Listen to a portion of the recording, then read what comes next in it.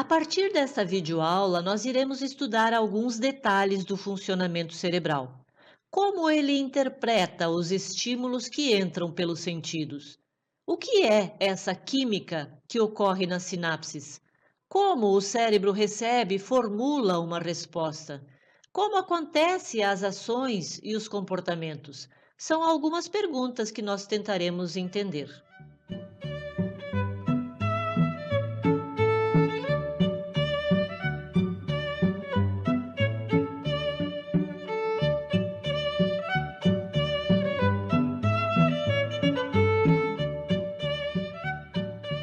Em primeiro lugar, sabemos que o cérebro funciona transmitindo informações entre os neurônios através de impulsos eletroquímicos.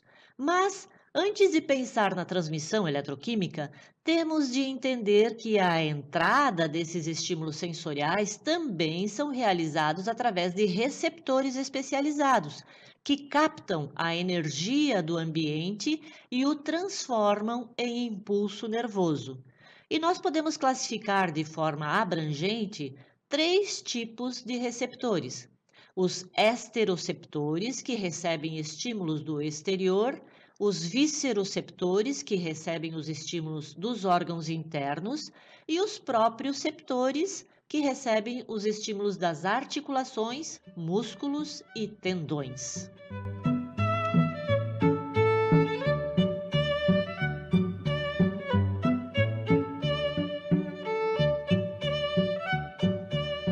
Bom, já sabemos que o cérebro funciona através de processos eletroquímicos. A maioria das sinapses são químicas e nestas a comunicação se dá por mensageiros químicos chamados neurotransmissores. Já nas sinapses elétricas ocorre fluxo direto de íons nas membranas plasmáticas dos neurônios, como explica Silva.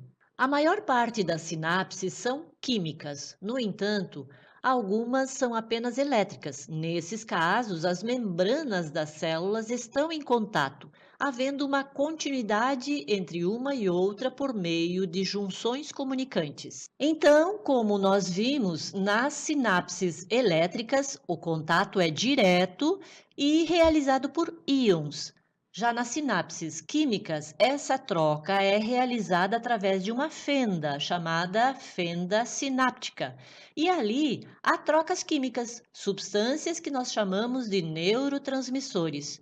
Esses neurotransmissores estão dentro de vesículas no botão pré-sináptico, no final do neurônio, e são liberadas na fenda sináptica quando recebe uma excitação, um impulso elétrico, fazendo com que essa vesícula se abra e os neurotransmissores são liberados.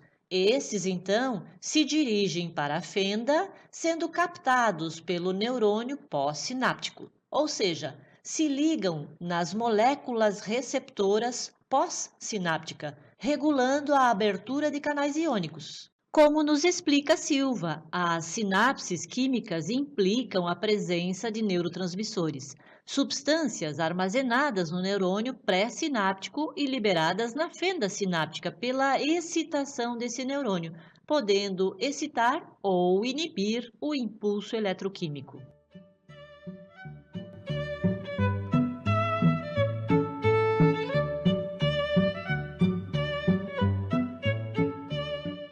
O assunto é complexo, mas vamos adiante. Vamos nos deter um pouco mais nas sinapses químicas, tentar conhecer um pouquinho mais esses agentes, pois nossos comportamentos, a percepção dos nossos sentidos e a regulação das emoções dependem também do funcionamento desses neurotransmissores. Esses neurotransmissores, em geral, regulam os estados de excitação, por exemplo, a vigília, sensações, afetos, o sentimento e motivação do comportamento são determinantes para o funcionamento cerebral, ainda que em termos de quantidade eles constituem uma diminuta minoria. Cada neurotransmissor tem um formato diferente e tem uma função e uma localização específica. Não tem como ter sinapses químicas sem os neurotransmissores. e alguns mais conhecidos são a serotonina, a dopamina, a epinefrina, que já foi chamada de adrenalina, e a norepinefrina, conhecida também como noradrenalina.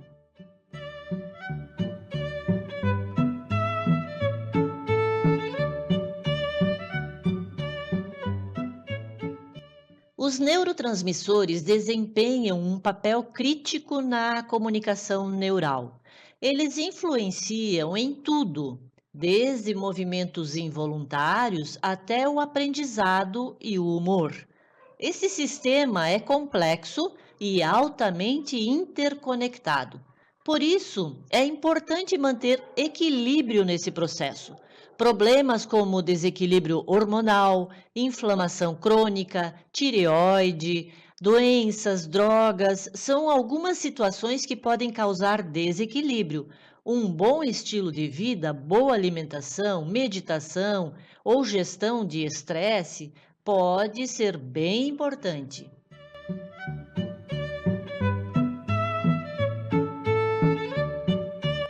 Vamos começar pela dopamina. A dopamina é um neurotransmissor fundamental para o bom funcionamento cerebral e exerce função em vários processos, como, por exemplo, motivação, recompensa e punição, regulação do prazer, fluxo do pensamento, controle motor, movimento voluntário, planejamento, memória de trabalho, atenção, concentração, aprendizado e tomada de decisão.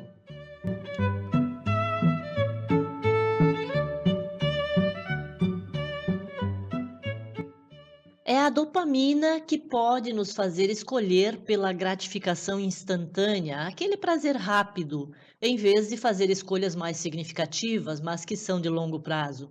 Ela também está relacionada a comportamentos de vícios de vários tipos. Um muito comum que a gente conhece é o café, por exemplo. Mas em relação à aprendizagem, o que podemos falar sobre isso? É ela que vai dar a motivação para a criança realizar as atividades. Mas para isso é preciso ativar o sistema de recompensa, o que vai ajudar na regulação da tolerância. Conforme nos explica Silva, a dopamina tem relação direta com o sistema de recompensa do cérebro e, quando não liberada de forma adequada, reduz a tolerância à gratificação de médio prazo, ou seja, estímulos que gratificam de forma imediata recebem prioridade àqueles que vão proporcionar prazer no futuro próximo ou de médio prazo.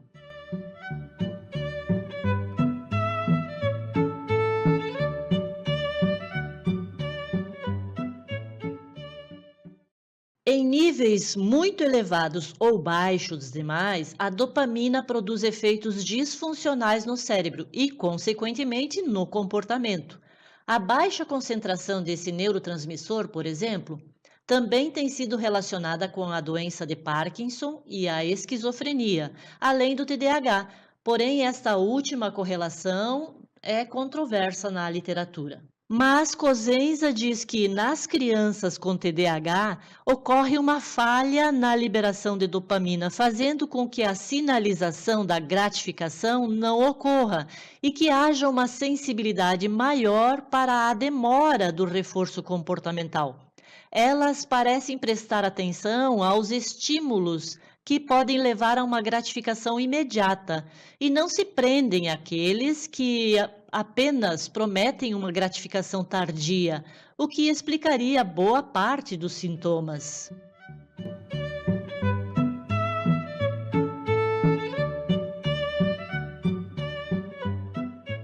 Além disso, pessoas com baixos níveis de dopamina carecem de entusiasmo pela vida, são desmotivadas e distraídas, não raro dependentes de estimulantes para viver. Além disso, costumam sofrer com comportamentos disruptivos e compulsivos, seja pelo uso e abuso de cafeína, álcool, açúcar e drogas pesadas, seja pela compulsão incontrolável por compras, sexo, poder ou jogos de azar ou de vídeo. E Mascaro nos alerta para os sinais e sintomas de dopamina baixa no nosso organismo. Falta de motivação, fadiga, procrastinação, problemas de sono, mudanças de humor, perda de memória e incapacidade de concentração.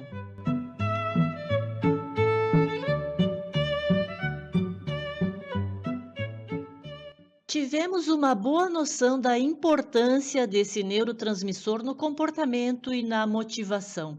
Agora vamos ver como podemos manter esse sistema equilibrado em nosso organismo. Silva sugere uma relação de alimentos: amêndoa, banana, abacate, aveia, óleo de oliva, chá verde são adequados para a promoção da dopamina, bem como a ingestão da vitamina do complexo B, C e de minerais como cobre, ferro, magnésio, manganês e zinco. Ele também aconselha o exercício físico, porque o exercício vai aumentar os níveis de cálcio no sangue, estimulando então a produção e a absorção da dopamina. Ele também fala sobre os neurobióticos, ou seja, exercícios para o cérebro, como a meditação, elaboração de metas e desafios, participação de projetos novos e criativos.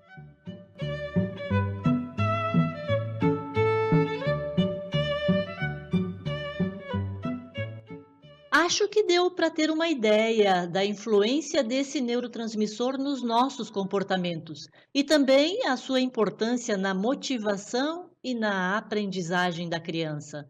Na próxima videoaula, nós iremos falar dos outros neurotransmissores.